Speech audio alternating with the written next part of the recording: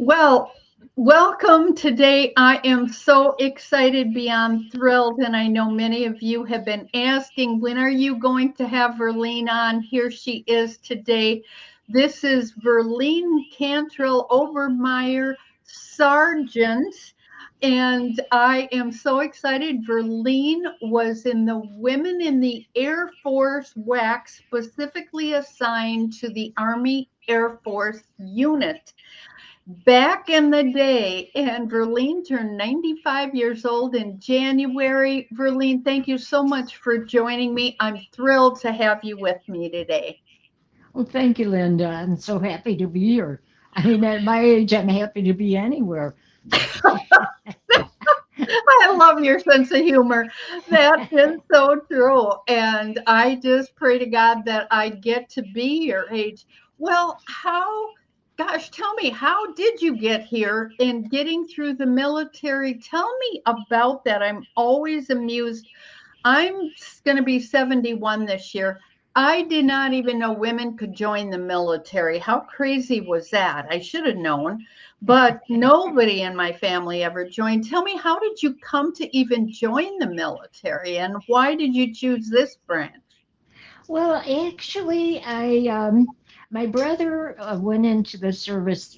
This was back in 1947. Wait, he was, well, anyway, he went into the Navy and he was 17 years old and he was 5 years older than I was.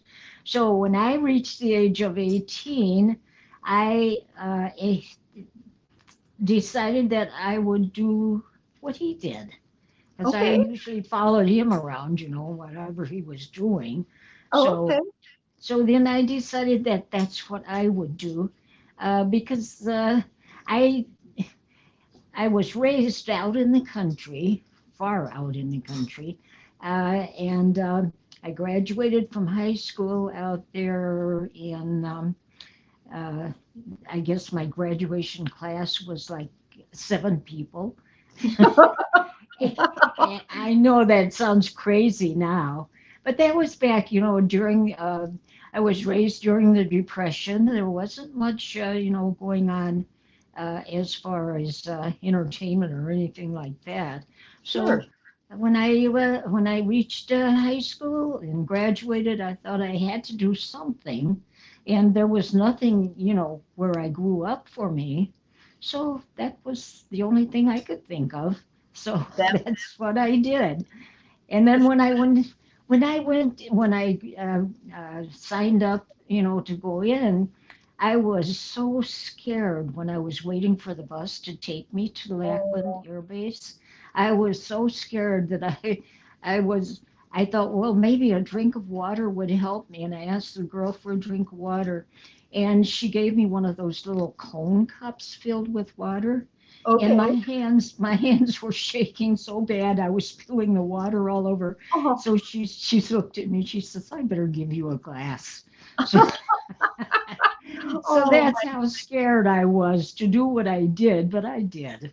Oh So my goodness. And so you are up here. Oops, I've got you in a logo way up here in the corner. They'll be able to see a picture of you as you were just entering the military in your uniform. What a beautiful thing. You were how old? 17, 18 years old then? I was 18. 18. Oh my goodness, that's amazing. Yeah, what a great thing to do to go in there. And then how? Tell me about what happened when you got into the military. What was Okay, that like? okay. When I got in, the first thing that we did was go to to be fitted for uniform, and all of our clothing. We had to go and Mhm. get that, and we learned how to march and wake up like at 2 in the morning and get completely dressed, go out and line up in for a morning march, and then Okay. we'd once we did that, that usually about an hour it would take, And then we would go back and get undressed and go back to bed. And then at 5 o'clock, we were up again. So, for breakfast and stuff. So, uh, Wow. and I don't know, we learned in basic training, we learned how to march, first of all, but we learned things like taking the guns apart and putting them back together. We had to go through these gas areas. We learned how to use a gas mask, Oh, wow. and we would be sent through these rooms where they had the gas, and to see how we reacted to it when we came out. And Wow. yeah, and Oh, that was more or less the things that we learned. And there was some recreation, and we all okay. had they had a swimming pool there, and we all got to go swimming whenever when there was free time. Okay. And I'm sorry, we oh, and there was one other thing when we had one day that we took, which stands out for me, was we went to San Antonio, along that San Antonio River where they have the river walk now. Okay. But they didn't have it then. But they did have flowers all along the banks, and they had canoes that you could take. So, and we did that. So that was kind of impressive to me. So, Oh, wow. Wow. And when you got trained in, tell me about your training of what you actually ended up doing while you were in the military. This is so fascinating to me as far as your actual duties. oh yeah. Well, once we got through with basic training, when we graduated from there, we were sent. The ones that were in my unit, we was the weather unit. We were sent to Chanute Field in Illinois for training for the weather service. And Okay. I can't remember how long it was, maybe about 6 or 8 weeks, maybe 3 months of training. And so that there wasn't really a lot that I can tell you about that. The only problem I had with the training was learning how to do the dew point for the weather. Oh, okay. Okay. Okay. And But so your job was actually then to help forecast the weather, right? well, I guess you would say Yeah. that. I was called a weather observer, but Okay. okay, after we graduated from the training in the weather, we were sent out to the state of Washington, and that's where I did my job. I didn't really have a job until I finished my training at Chanute Field, and they sent me out to the state of Washington. And Okay. so that's I forgot, what was your question? Well, just what exactly you did. You were telling me earlier Oh that part of yeah. your job was Oh was drawing these maps for them. oh yeah. We'd have to. Well, we had to do the temperature. They had little boxes with slats in them, so the wind could come through, and you'd go out with a nail and a hammer, and you would hammer a nail in, and then you'd hang the thermometer in the Oh, box so the sun didn't hit it, and stuff like that. So. Um, and we would take the wind velocity and the direction, and we had to plot this and the dew point. We had to plot everything onto a weather map, oh, and wow. we had a big map, of the U.S. And so we'd plot all the temperatures and everything on this map, and then the forecasters would take the information and they would make the forecast from that. Oh my goodness. Wow. What an amazing thing. So Now, things were a bit different back in there. You didn't have all these quick gadgets that you could pull, so you actually had to put stuff on a map with your hand, right? Yeah, well, we had a what do you call those things that you transmit the Fax, a fax machine. yeah, the fax machine. Yeah, we had that, and we would put that on the fax machine and fax it to them. Yeah, but you didn't have a fancy thing like this where you could just push a couple buttons and it would put it all on there and it would automatically. You had to actually get a probably a colored pencil and pencil things in, right? Yes. Had to be a bit of an artist almost in that. Well, yeah, we had to do all that. So, Okay. So then you how long were you in for? well, only 2 years and well, actually 2 years and 2 months I was in. But then I met my husband at Okay. at the air base in Washington. That was Larson Air Base in Washington, and he came in. He was a Raven Sound. He was in charge of a Raven Sound unit. That's where they send up these balloons into the upper air, and you get Okay. the temperatures and the wind velocity and stuff up there for the jets. Oh, And wow. I met when he came in. He came into the weather station. They were a part of the weather service, and I was outside trying to hang a thermometer, and he came out and he hung the thermometer for me. That's how I met him, and Oh, okay. and so about 2 months later we got married. Oh my, holy Yeah, we cow, got that married. was a quickie. Yeah. We got Well, married down the base there in Washington, and so actually, I guess I have pictures of that too, but that's, ooh, geez, it probably kicked, I almost kicked the thing over here. oh, Um, well, okay, and so I met him there, and in that at that time, you could still get out of the service if you wanted to once you got married. You didn't oh, have to stay in. And he wanted me out. He wanted me with him, so that's what I did. I got out. you got out and then, yeah, did you travel with him then while he was still in the military? Well, he was in the military for another I about a year, and Okay, yeah, so then he was stationed. He was sent from Washington to another base down in Oklahoma. Then I went down there to stay with him there, and then once he was released from the service, then he was registered at UWM, here in Milwaukee or in Wausau, and then he went to school in Madison, so okay, that's where he okay. went. And he went to school on the GI Bill. Oh, okay, okay.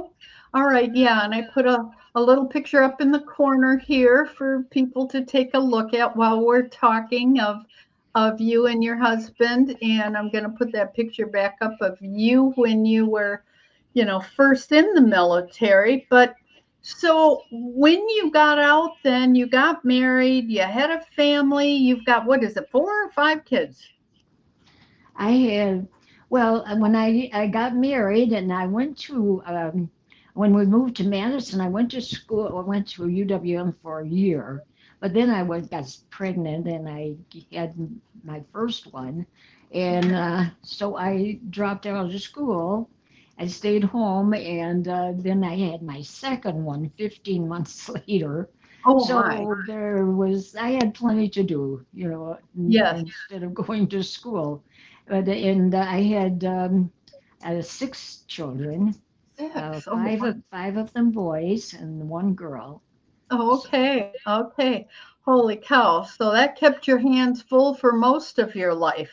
yes, Oh, absolutely. So holy cow. And then I met you a few years ago. You live in Milwaukee now. And I Yes. met you. I live in Wausau, and I'd met your son David, and got to know him well, and kind of helped to rehab your house that you had, and that was a lot of fun. So we got to know each other. But in the course of that, uh, upcoming, and I'm just going to pop this picture up in the corner. You had the opportunity to join and go to the honor flight, right? Oh, that's right. Yeah. I kind Tell of us forgot about about that. honor flight. What was that like for you? Oh, that was really, really something different. And it was so nice. My daughter-in-law uh, thought of that, and she made all the arrangements for me. Oh, And then my son Dale, he went with me because Mary was busy. You know, she was doing her own thing, but she did take care of getting it all set up. And nice. we hopped a plane uh, in the morning around, I don't know, it was really early, around 6 or 7 o'clock in the morning. Flew out to Washington D.C. and everybody got a chance to get out and walk around and visit the different things that they have there, like what were those called, Dale? Those monuments. The what? The monuments. Oh yeah, all the monuments and stuff that they Sure. have. And I even went to see the Air Force Oh, thing nice. where they got Nice. those big silver spires in the air. It Yeah. was it was really nice. It was Yeah. really something. That So did you meet a lot of other women veterans over the years or on the honor flight? not that many. I was the only woman on that plane that went out Wow. there, Oh my and goodness. but there was other women there, from different areas. Sure. But on the plane, I was the only woman. So Wow. yeah, Amazing. so Well,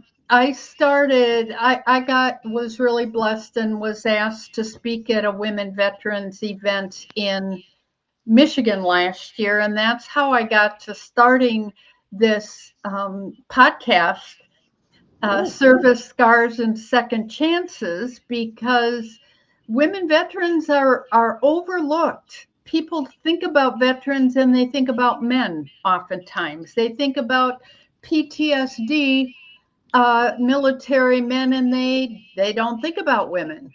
And right. so, and I'll have to be perfectly honest, neither did I until I started doing the work that I did, where I met your son David working with veterans and got to meet some women veterans like Becky Epperson, who I learned was one of the first female veterans during the Vietnam era that was ever on a ship. And Oh, she was part of our Ranlin Homes organization where I had met David. And so I really appreciate what you're doing. And I would love to have you come and join the Women's Veteran Support network that we have on Sunday nights. They would love to get to know you a little bit and hear your words of wisdom at 95. And here's a word of wisdom, and I'm putting this up in the little corner back there. Here's Verlene with the first glass of first margarita she had ever had at the age of 95, which is another reason you lived till 95. You didn't drink margaritas every day. that could be. So, How did you like it? oh, I loved it. It was really tasty. Well, that was great. And you probably didn't drink a whole bunch of them, though, because one of them is pretty strong. Oh no, I only had the one, and it was free. It was free for my birthday. Well, yay, 95. So, what advice do you have for us younger people? Like I said, I'm 71, and younger veteran women who are coming out. What advice do you have? Did you have a hard time adjusting to, life outside. You weren't in that long, but what advice would you give the rest of us to be able to live till we're 95? Well, and when I got out of the service after I was out for a month or two, I was homesick for the service. I Were you? loved it. I just absolutely loved it there. Oh, I mean, wow. everybody has your back when you're in the service, Oh, and nice. uh, and I missed it, something terrible. Uh, Oh, yeah, so I think that I hear that a lot from the women, and they have a hard time adjusting because it's just different. There's a family kind of sense about the military. it And I think is. that's what I have loved about it. And I wasn't ever in the military. So what I've appreciated about the veteran women that I've met is that they've welcomed me in like I'm one of them because I appreciate you all so much for the willingness and sacrifices that you made to go into the service. And had I known, or somebody would have suggested it, I absolutely would have been a great veteran, might have been a lifer because I'm You GI would have. Jane to the max. You would have been absolutely great, Linda. Verlene saw me throwing bricks out of the roof of her house. Yeah. So yeah, I would have fit in real well and I would have loved it. I'm a You farm girl and it would have been a great fit, but I'm a little old. I heard they just upped the possibility of the draft to 43. I think somebody just told me yesterday because they're re-looking now that we got this war possibly in Iran going, that reinstituting the draft. Oh boy, I don't even want to go on that road right now. But right. you volunteered, and they Yes. called it the volunteer service. Is that what they called it? The I volunteer. believe so. Yeah, yeah, and they had a lot of different branches for women, but it took a while, I think, many, many years to even figure out where women fit in at times. So That's true, yes. yeah, but I'm really glad that you were willing to come and share with us. And I if you're up at 6 o'clock on Sunday nights, we would love to have you join the other women. They're from all over the nation that come in and join us every Sunday night at 6 o'clock. And we would love to have you be a part of that women's veterans group, Verlene. So any other words of wisdom you have for us? Mm, not really. I mean, I'm wondering why I'm still here myself, you know. Well, I but I'll but tell you, I can tell you from looking and listening to centurions over the years, all of you have in common is you laugh a lot. You have oh, good that's senses true. of humor. That is so important, right? Yes.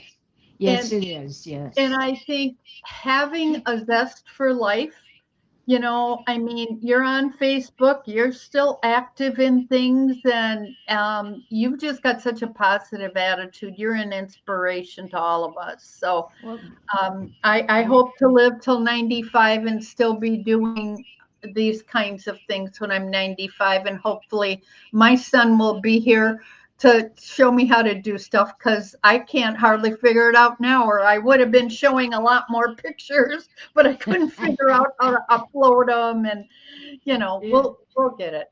But Yeah. Well, thank you so much, Linda. It's so nice. it's So, been great, and I am going to try to get this uploaded and get it off there, and I will send it out to you, and we will do a launch. I think perhaps tomorrow night we will do a launch, and everybody can sign in at the same time and see you on YouTube as my next special guest star. So thank you, Verlene, for taking the time and for your service. I really appreciate it. okay. Thank you so much, Linda. Okay, God bless. Take care. Okay. Bye bye.